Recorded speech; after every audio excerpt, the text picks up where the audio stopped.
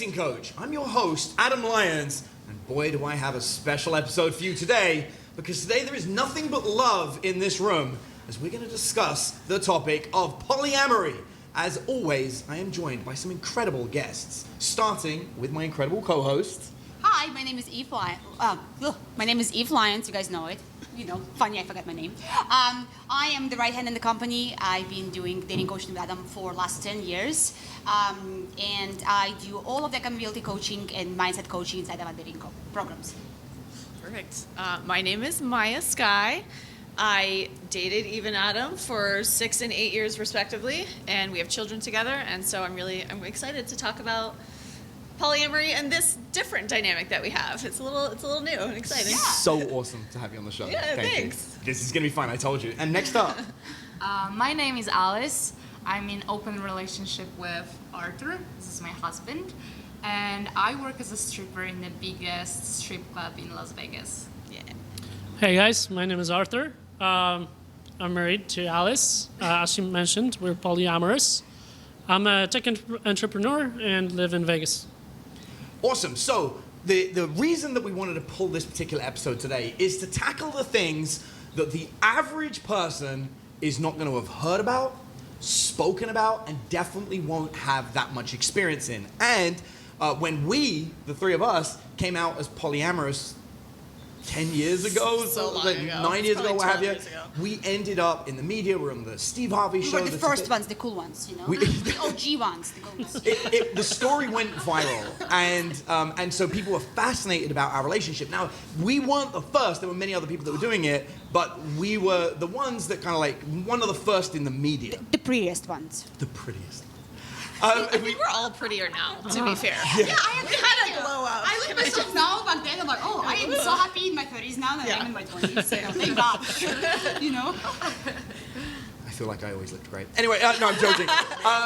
So the point is, we wanted to tackle a subject and tackle polyamory in a very in-depth way. So we invited some friends of ours who are in a polyamorous relationship and are married, and we brought in somebody who we used to date, who we now co-parent with, to talk about some of the challenges and difficulties that people face in polyamory. Before we get into it, why don't we start with you two incredible people? Could you describe the nature of your relationship? Because polyamorous relationships are all different. You want me to Go start? ahead, Yeah. yeah. So actually, funny you ask, because we literally had a conversation with our friends at dinner last night about it, because they asked the same question. They are poly as well.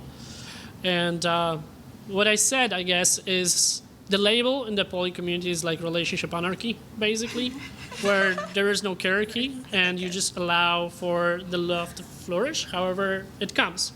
And I found myself to kind of think about those things very early in my life. I was like around 16 when I came to that conclusion that I am like this, which is really cool. But I really don't like the term relationship anarchy because it sounds like a term. It sounds like a label for something that's actually really, really simple. And the way I look at it, yesterday I actually came up with this idea, is I basically try to treat people that I date the same way in terms of expectations as I treat them on the first date we meet and like get intimate. When there's no these expectations, there's no this like, oh, so are we together, are we not, are you having sex with other people or not? There's none of that yet. And I really like that, when the relationship keeps staying this way, like on the first date. I guess I just like to tell people that I don't like rules too much. And this is how I like to describe a relationship. I guess we're trying to kind of let things develop naturally, and if something doesn't hurt me in a way, then I'm okay with it. Okay, I love that. So let's flip it to you, Maya. great. What's your current relationship? How would you describe your current relationship? But what is your current relationship style? Yeah, okay, so I love what you're talking about because that's kind of what I have moved into as well, where dating is not so much about what you call a person or the expectations or the container. It's more about the experience that you want to have with that person. So some people, I want to have an experience that's really lighthearted and fun and playful, and there's not a lot of attachments there. And there are people that I want to have an experience with that is much more grounded and stable and committed. and so I've kind of moved into dating without the preconceived notion of what something's called or what it's supposed to look like, because the truth is, even when you're in a container that people recognize, it's going to look very different in my personal container compared to someone else's. Even if you're married to someone, that you're going to have different agreements and different rules and boundaries than another married couple. So I go into it thinking about the experience that I want to have with that person instead of labeling it and putting it in that box. I love that. And so, and this is really important. What I want everyone here to watch is what I'm going to do next. Because as the host of the show and as a male, it would be traditional, or people would perceive it, for me to then describe our relationship. But it's actually better, I think, for everyone to see if Eve describes her perception of our relationship first, so that way she can voice it without needing to feel to match my... Yeah, again, like I agree. I think when it comes to polyamory, it's no relationship is the same exact ones, like taking pictures or taking, like paintings, right? It's never going to be exact match anyway. It's what works for everyone involved, basically, right? And even if something used to work and then doesn't work, or is working and no longer working, right? It's just like a fluid communication style, basically, with all the parties involved to discuss what make sure everyone's happy and, fulfilled, basically. That's what I would say. So I love this. I love it. I love this, and I think, to me, the difference between people that follow a polyamorous lifestyle and people that follow a monogamous lifestyle, it's a difference between rigid structure and freedom. Yeah. And what you'll find is that there are similarities between polyamorous relationships, but almost everyone's got their own rules, guidelines, structure, and that's what's appealing. It is not, let's have sex with lots of people. Like we've actually found that we get quite fulfilled with actually just one, like somebody else. And we're good. We don't really need more than that. Which is funny because we'll end up with more and more people being like, well, hey, how about me? What about me? And people are offering all the time. We're like, thank you so much. We appreciate it. But we're kind of at our limit of emotional bandwidth. But that's the beauty, because I do know people that, they're constantly meeting people and that's what they like. So everyone's got their own version. And I think that's the difference. Whereas in a monogamous relationship, there are rules and boundaries that you kind of know about. Yeah, something that was really awesome about when I met Alice is that so actually this leads me to this idea, right? Like, the way I a lot of times see monogamy happen is people, they come of age, they become young adults, and they look for, hey, how do I do my relationships? And they look for these answers in places, right? They try to find the answer of how to do relationships well. And the common narrative is that you copy a template, right? That you see your parents or whatever. And the way I like to think about polyamory is when you take a step back from that, and you consider yourself like a love experimenter, relationship experimenter. You experiment with what love is to you and how relationships are to you. So something that I really liked about Alice, and one of many, many reasons why we clicked super well right away, was that I noticed that she wasn't putting in these words, but she has been experimenting with relationships a lot, before this. So here's something that I want to tackle with polyamory. There are definitely people out there who are like, okay, I like the idea of doing this, and my partner's on board. Because there is a whole question of how do I get my partner on board. Let's bypass that one, and we'll just go straight to two consenting adults who have started dating, and they now want to add, Thank you. Open up the relationship in some way. So that's actually hits home very, very close to Alice and I, because we are polyamorous, and to be honest, most of our experiences have been mostly flings, to be honest. Mm-hmm. I wouldn't say that neither Alice or I really more seriously dated anybody else, and especially not somebody that would want to bring into a triad with us. And I think we both agree that we would really like to. Yeah. Because she really wants to have a girlfriend, and I'm a dude, so I would love to have two wives. That would be fantastic, right? I would love my kids to have two. Second. My wife's very competitive. We'll cut it out from the recording. Clearly. Okay? People will not see that on the That'll stay internet. in. Guarantee those things. Keep it. I wanted to bring it back to the overarching thread you started, because I imagine a lot of topics we're talking about are fairly advanced.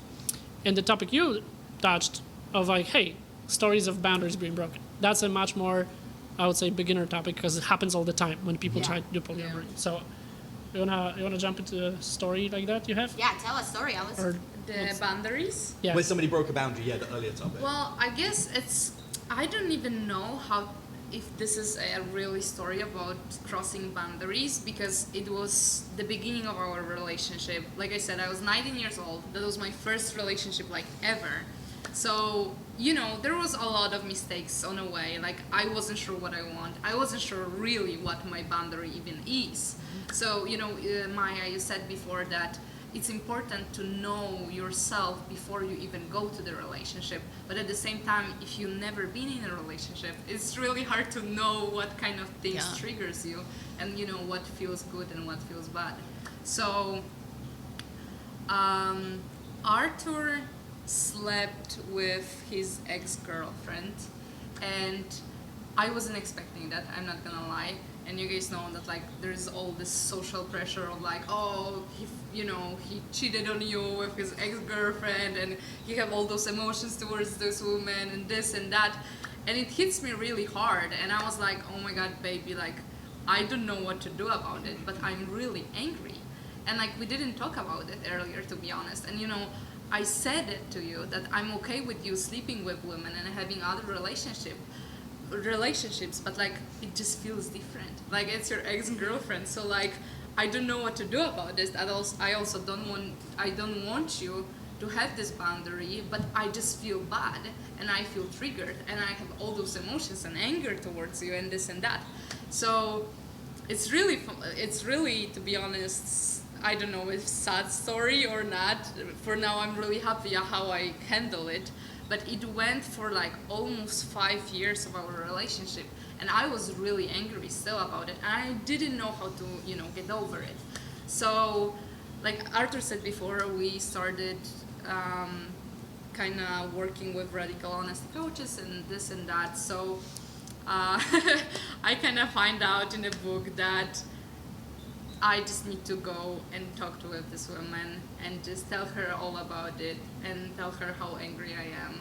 And I know that she didn't do anything but his ex. And 5 years later, be like, hey, yes, remember 5 years ago? I'm still angry. Do you know how hard it was? I was She's just like, why you again?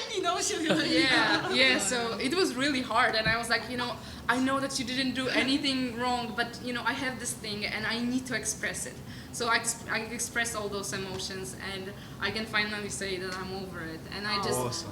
really Awesome. that's a big one, damn. Only had 5 years for that. Yeah, after this event, when I talked with her, I finally started feeling compassion to this person and compassion to Arthur, and I was like, oh my god, baby, I'm so sorry. Like, I was such a bitch for this 5 years, and this is a woman that you loved, and I don't know, I kind of feel that I take off from you some moments that you could have with this person, but I was so angry that I couldn't see it. So yeah, I love it. For me, I always again, certain little things trigger me about someone else as well too, right? But again, for me, sleeping with ex, no problem. Whatever. He sometimes sleeps with exes and zero bothers basically. Because again, you obviously trust them already. You know them. They know you. I actually feel more secure doing that. There's a new person. Because who the fuck is that? That you're going to investigate. You know what I mean? So it's a bit easier in my head, But in general, I found whatever triggers you about certain actions, you gotta look into yourself, why it bothers you, right? Yep. And dig and overcome that. Because again, right, in my honest rule of thumb, it's everyone should do whatever they fucking want, basically, right? Because providing it's ethical, there's no kicking puppies or kids, right? They should do. Two consensual adults should do whatever they want, basically, right? If I'm being triggered by this, I'm looking at myself and why am I upset, right? Because it shouldn't bother me what's happening with two other adults, basically, right? So I usually try to reflect myself and kind of overcome that because it's usually, it's a reflection of either past or basically. I'm going to blow your brains right now. Yeah. Jealousy isn't real. I wanted to say that too. I'll explain to Yeah. you. It doesn't exist. Yeah. We know it doesn't exist because there are only a certain number of emotions, and we can read all of them based on facial expressions. There was a study by Paul Ekman in the tribes of Papua New Guinea. They went there because they're most isolated, and they found happiness is a universal emotion, sadness is a universal emotion, disgust, universal. All the anger, surprise, these are emotions. Love and jealousy don't exist.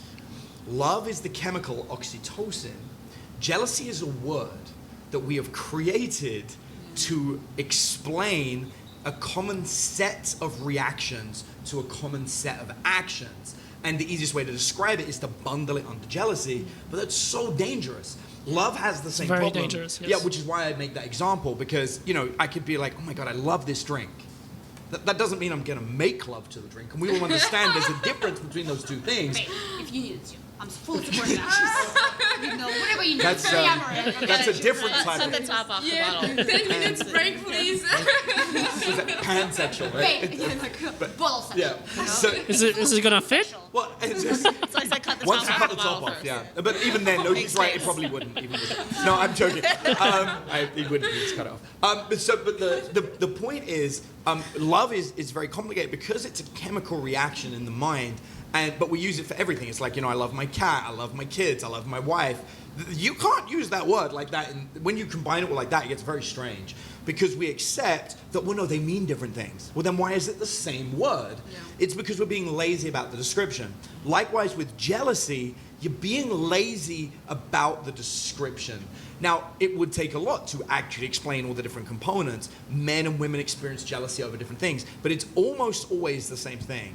It's almost always a fear of losing something.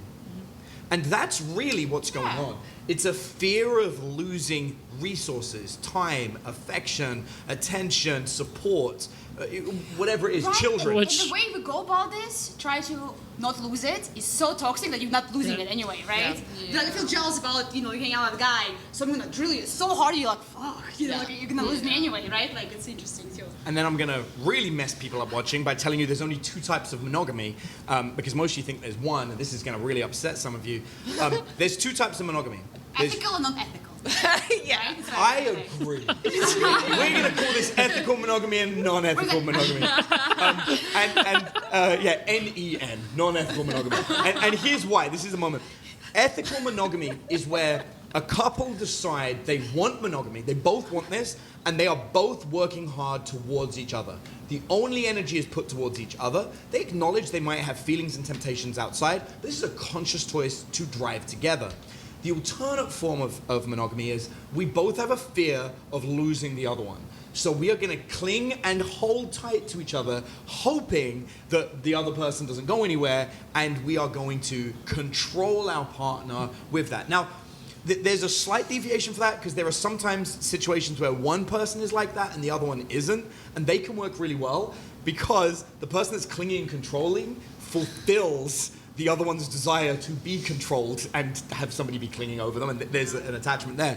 But so for me, a lot of people that are in monogamy haven't actually done the work to make it that very healthy one. And you know the healthy one, you've seen it. It's the couple that have been together for 30 years and they still, you know, smack each other's butts as they walk by each other. And, you know, they spend every minute of every day together, cuddled up, reading books together. God, it's beautiful. I love that monogamy. That one's great.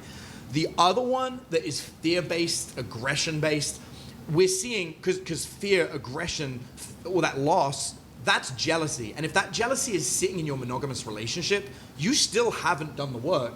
And that can also exist in non-ethical non-monogamy, where you've still got that fear, jealousy, I'm so control confused right now. going So on. Cheating. Yes. Yeah, and then you've got at the other end of the spectrum many the worse. ethical non-monogamy, where everybody is in a place of safety, security, and better. But yeah, so that's my eat that. I do want to talk about how to find somebody to join a relationship, because I think it is difficult, it is unique, and there are some people that are looking for flings. But one of my favorites is the term unicorn. We got accused of a unicorn relationship so You were the often. unicorn. Oh, I was. I just Yeah. truly. So you call me pink elephant. I don't care. You go back. Sure. So the unicorn relationship. No, I was like, listen to that. Yeah, the unicorn relationship is a single penis relationship where it's two women, and typically the unicorn is the magical creature that can't exist, which is the third woman that joins in and actually An becomes established part of the relationship, yeah. So technically you don't exist, you're a unicorn. I'm actually. I know it's supposed to be offensive. I'm flattered. I want to. But also, you're not allowed to have other relationships than the relationship with the couple. Yeah. which makes Yeah. it extremely unethical. Right. And Well, this is it. it That's can. how we work. Oh, We and would- you also no. don't have you're Going supposed to unethical? accept everything. Right. Well, so correct. Yeah. And so here, no, that's what we were. It was just the three of us. There was nobody else. We were the impossible relationship that didn't Yeah. exist, Yeah. and yet had kids, lasted longer than almost any other polyamorous Yeah. relationship that we ever heard of, ended incredibly amicably, and are still incredibly good friends and raise kids together. You know, that terrible relationship. Because we opted in. Yeah. That- Unicorn. We didn't force anyone into anything. It was all opt Yes. in. Lots of discussion, lots of communication all the way through.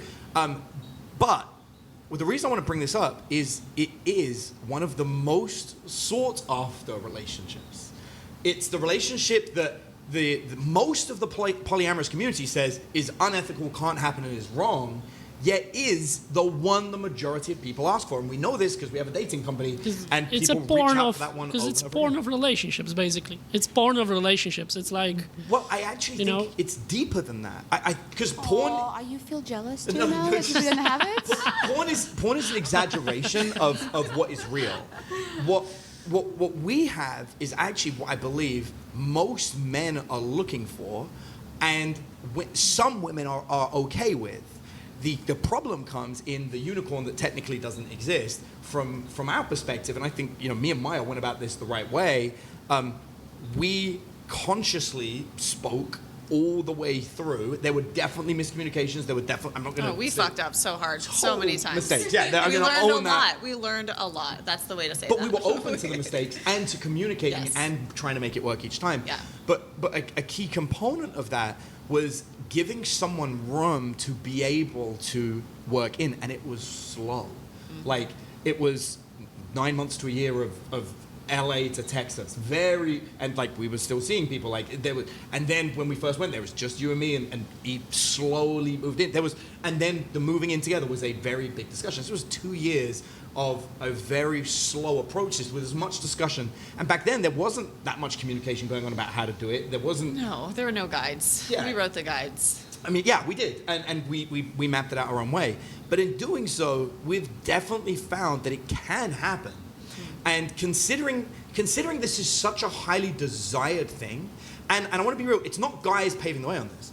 The amount of women I meet, and it's women who are like, I want a girlfriend. They say it, and the guy's like, I love the idea of having two girlfriends. But it's never the guy that comes to me and says, hey, you got to help me convince my wife to get a girlfriend. It's always the woman saying, I love my guy, but he's just doesn't go shopping with me, doesn't get nails done. And I know this is it. And she's like, so I want this woman to come and help me out and be there with me and give me that female companionship that he won't provide. And I know he'll be satisfied for an extra 7 minutes a day with the extra woman, right? And so the trade-off's great. I'm joking. Sure, it's 15, which is the average. But that's the part. But the question is, how do you do it? And as long as the polyamory community continues to say that it's a unicorn relationship, it's unethical, it can't happen, you are denying what is there. You are shaming people for having a desire. You are telling them that which is impossible, which, by the way, the monogamy community has done to the polyamory community forever. And you're not giving room for this to exist. It can exist. Is it harder than other relationships? Absolutely. Is it difficult? Yes. Can Arthur handle it yet? No. He's messing with you at this point. Oh, I still need to yeah, tell you. spicy Eve. I like Yeah, it. you get that's And how- to actually answer your poke, I am jealous because it's awesome to see people that really like connect with each other and you clearly love each other, which you kind of like spin this conversation around that being a unicorn situation and we're an exception and stuff. I don't see it this way because what I see in polyamory community is that unicorn usually kind of implies that we're talking about a situation where one of the three people is hardcore objectified, like humanity removed to some extent, and it is not a situation that clearly you guys are in. You're treating each other as humans. You're clearly been basically a triad, not a situation where, hey, we have a couple and we're gonna fuck you a little bit, but then if you have needs, like go away. Like that's Well, and I It's called a hooker. Well, I was going to Exactly. say that's Yeah. abuse in any relationship, Exactly. whether Right. it's I'm a unicorn Right. or I'm monogamous. If my partner treats me that way, as in human, so like, that's not a healthy I see this relationship. conversation more as how do we go into forming the triad, right? And that's a great question, I think. Well, and that's it. So, and that is a key component. So, but because most polyamory won't accept the triad can exist that way, that's where, and we were a closed triad, which is like big no-no as far as most of them are concerned. But because they won't accept it, it doesn't get discussed, right, which creates unicorn scenarios yeah, where people are having unethical discussions because they yeah, won't have the ethical discussion about yeah, what does it look like. And A lot of ethics. Brains. It's an ethics class. And another, Now, did we have a ethical monogamy or unethical monogamy? How would you describe like our relationship we had? Which monogamy was it? we used to call it a poly triad, right? That was Nice. we were a Nice. closed triad. So, it was ethical- the three of us against the world. That would be ethical non-monogamy. Non-monogamy. Would Yeah. be that. What- But it was unique because we weren't fully open all the time. Yeah, exactly. In a weird way, I mean, It's we good were a unit. Like, and we'd say this all the time, we're a triad. Like, we had our own word for it. We're Yeah, like, Triforce. we're Triforce. Okay. Yeah, we were the Triforce. We were us, and that was it. And we defined it, and we created ourselves. The reason I want to explain this is, if you are just looking for someone to add for sex, you are going about it wrong. Right. That's not Get a the hooker.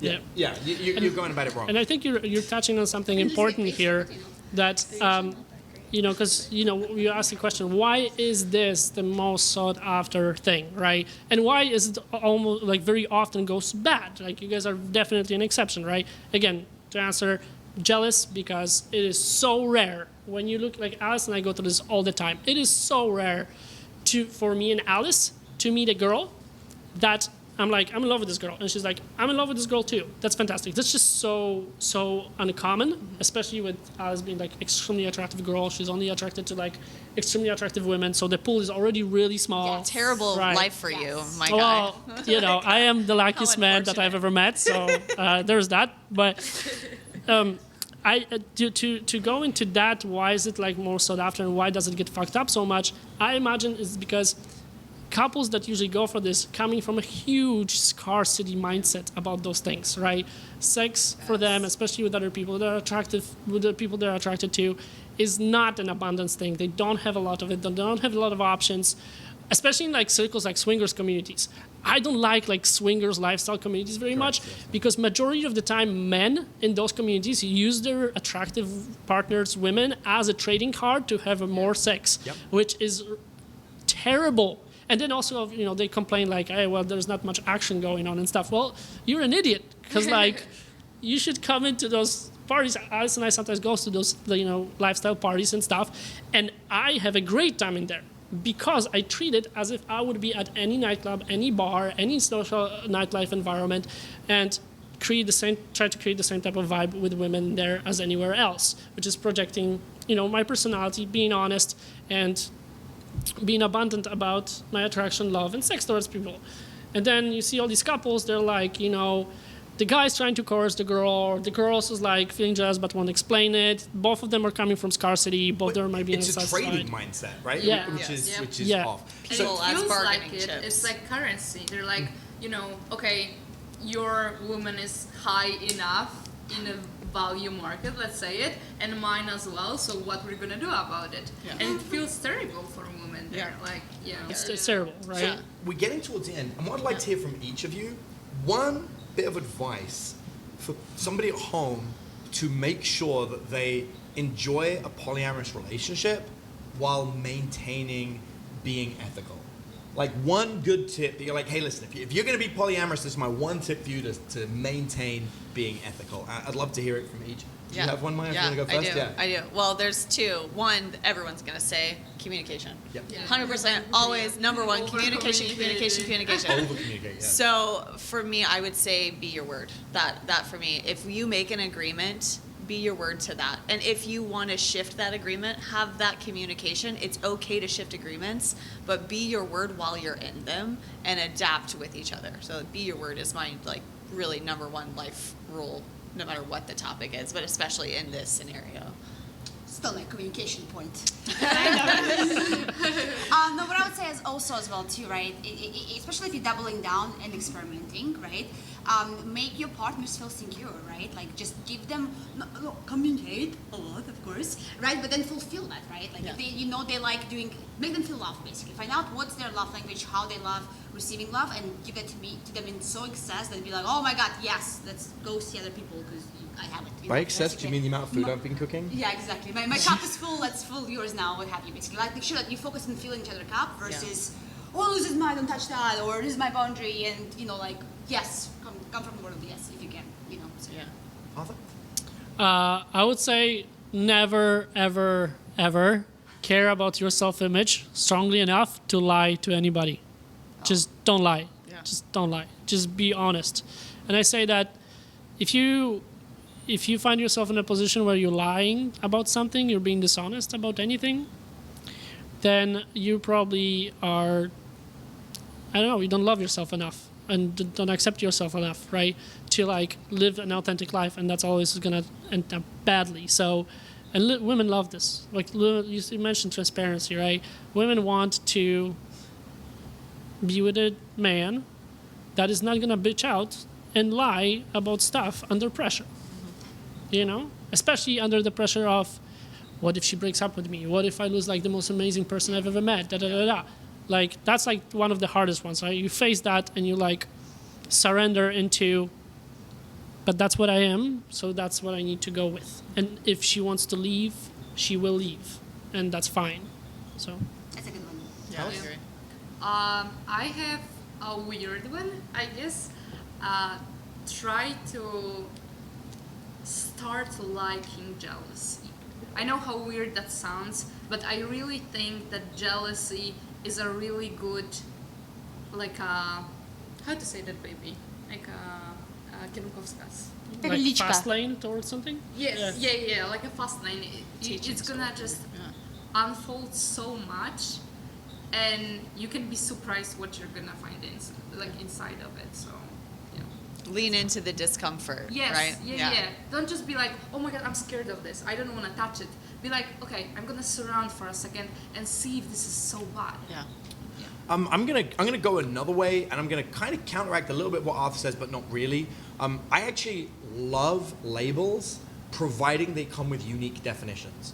So I'm gonna say labels are okay, providing you create them. So for example, I definitely have labels in my head, and this came up because of that girlfriend thing, where now I know, okay, what is a girlfriend? To me, what is a fuck buddy? To me, what is a casual relationship? To me, what is a partner? And by defining these things and writing down, actually knowing what these labels are, when I'm with somebody and they say, oh, I think of you as my partner, I say, I'm so happy you said that.